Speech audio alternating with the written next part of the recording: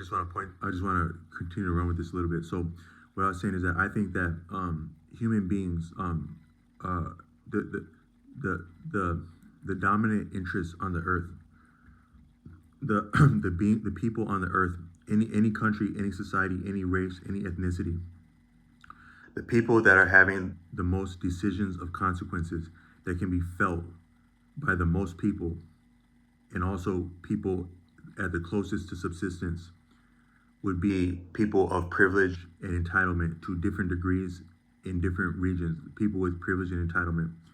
People with privilege and entitlement are, and I want to talk about titles in this, but people with privilege and entitlement are largely concerned with delicious things. Right now, if I were to imagine what people with privilege and entitlement are doing in my area right now, with maybe leisure on their hands, with wherewithal on their hands, enough to at least make ends seem to meet. Because I don't know if ends are meeting for anyone or anything in the modern paradigm, as so many things are as so many things are propped up with our kind of little bit false way of doing things.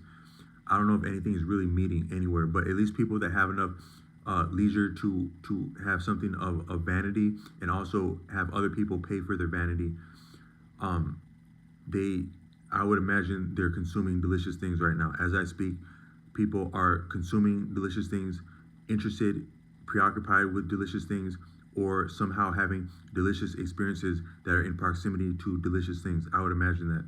Now, what they're consuming, I would say it likely would be a creature, a being, a plant that had been less privileged, less entitled than they are, that is more vulnerable, more marginalized, closer to subsistence. That can be appreciated in like maybe military theaters. So you take a person in a military theater, a lot of so you have like a lot of a lot of people that we've lost on both sides of all conflicts. But by the numbers, the larger sampled swaths, um, cohorts likely would have been poorer, I would imagine. You have pain and loss on both sides, and there's no comparison of pain and loss, because suffering is suffering. There's no comparison of suffering.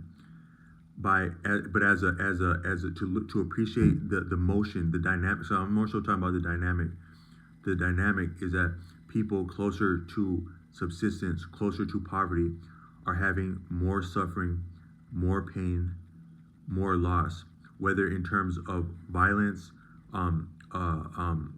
food, physical insecurity, like the safety of our body around violence, food insecurity, housing insecurity, financial insecurity, emotional insecurity, social insecurity, romantic insecurity.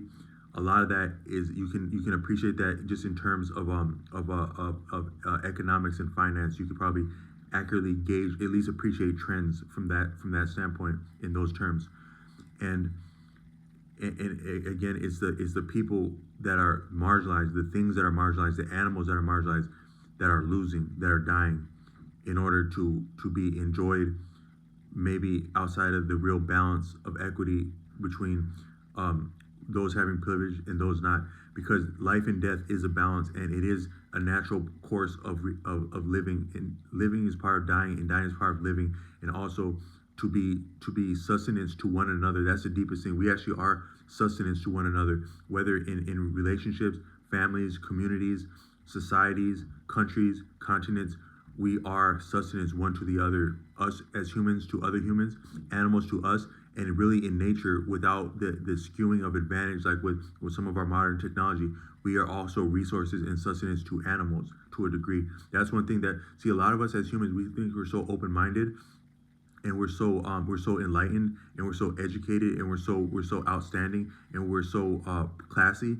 But can you accept that you may be a viable food source to an animal at one point? You could have been, you had been, and you would be, if a lot of the kind of false paradigm of reality wasn't intervening. You would be a viable food source to something at one point.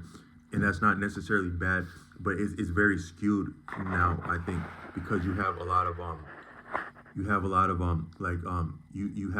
of interests at play, and then you also have human intelligence and reasoning. So it just gets it gets very concentrated. The suffering, the poverty gets concentrated.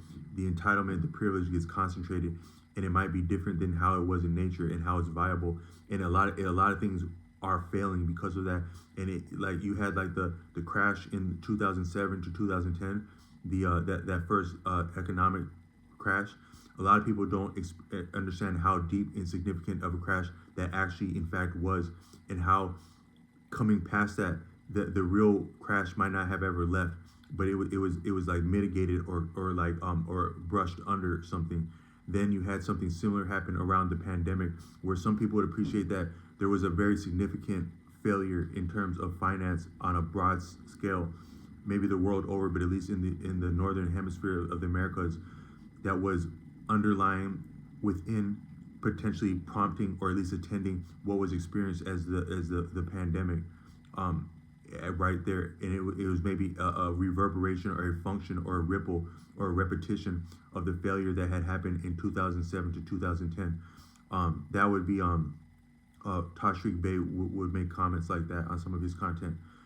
But all I meant to say is that for all intents and purposes, a lot of things have already failed and are failing still, but they already in fact failed. And it also kind of like sometimes when a car stops, like when an engine stops, you still have a little bit of runway of like the momentum of the car, and that might actually be what we're experiencing and enjoying right now, but also suffering because the momentum is slowing down.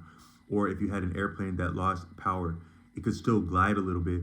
And if you had like a real sturdy, like I think there was that captain that landed like an airplane in the river. Not to make light about that, but you would need something like that at this point, because you could say that maybe we're gliding at this point. And some of us are having it a little bit harder, a little bit rougher seat on the glide down, and some of us are still at maybe business class or first class of the plane, or maybe even in the cockpit. But yeah, it's gliding, I think. But yeah. So, but if you were to, but still, people having privilege are getting over on marginalized people. So you take like a lot of usurers, like bill collectors and stuff like that.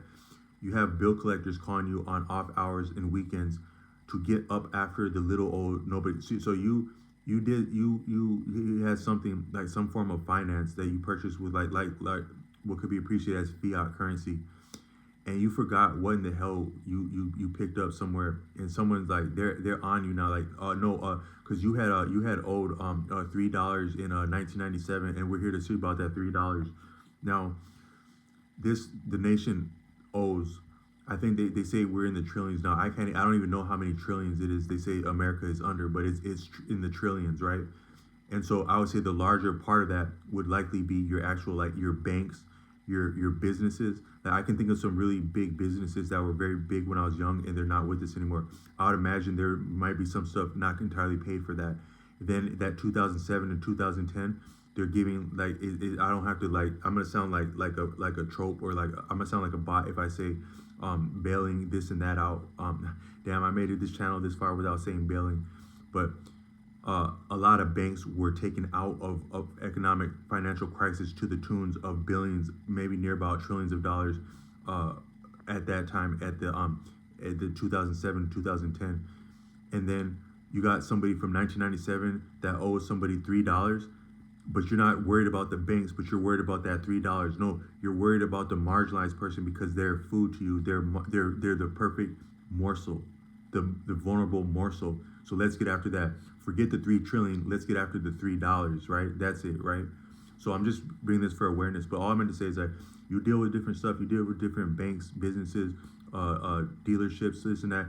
They really feel a way about something called a title. Like, some people are tough guys, some people are nice people, some people are criminals, some people are police officers, but everyone respects a title, a lease, a title, because somehow you feel like whoever would have owned this title, that's where the buck stops. That's the real footing. That's the connection to the earth. That's the land, right?